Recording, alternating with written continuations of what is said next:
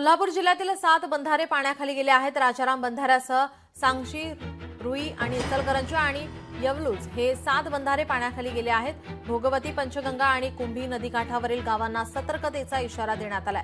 दरम्यान हे बंधारे पाण्याखाली गेल्यामुळे वाहतूक पर्यायी मार्गाने वळवण्यात आली। राधानगरी धरणाच्या पायथ्याच्या विद्युत गृहातून 2500 क्युसेक पाण्याचा विसर्ग भोगवती नदीपात्रात सुरू आहे, तर कुंभी धरणाच्या जलविद्युत प्रकल्पातून 300 क्युसेक पाण्याचा विसर्ग कुंभी नदीत सुरू करण्यात आलाय। याचा आढावा घेतला आमचे प्रतिनिधी सतेज औंधकर यांनी।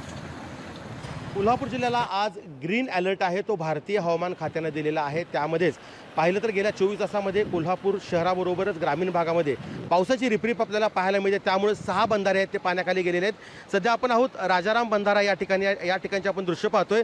सध्या पंचगंगा नदीची पाणी पातळी आहे ती 17 फुटांवरती पोहोचलेली आहे आणि तासागणिक पाण्याची पातळी आहे ते या ठिकाणी वाढताना आपल्याला पाहायला मिळते। त्यामुळे राजारामसह रुई, इचलकरंजीसह 6 बंधारे आहेत ते पाण्याखाली गेल्यामुळे वाहतूक काही प्रमाणात विस्कळीत झालेली आहे। मात्र पर्यायी मार्गाने वाहतूक सुरू असल्याची माहिती आहे ती जिल्हा आपत्ती व्यवस्थापन अधिकाऱ्यांनी आहे ते आपल्याशी बोलताना या ठिकाणी दिल्याचं आपल्याला पाहायला मिळतंय। दुसरीकडे राधानगरी धरणातून प्रति सेकंदाला 2500 क्युसेक पाण्याचा विसर्ग जो आहे तो भोगावती नदीपात्रात सुरू आहे।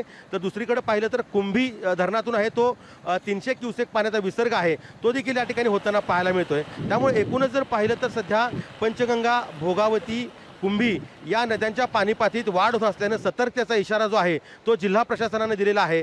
आज ग्रीन अलर्ट आहे, मात्र सकाळपासून पावसाची जी रिपरिप आहे ती या ठिकाणी पाहायला मिळते। त्यामुळं नदीकाठच्या गावांना सतर्कतेचा इशारा दिलेला आहे। काही भागामध्ये पाहिलं तर झाडं देखील कोसळण्याच्या घटना आपल्याला पाहायला मिळत आहेत।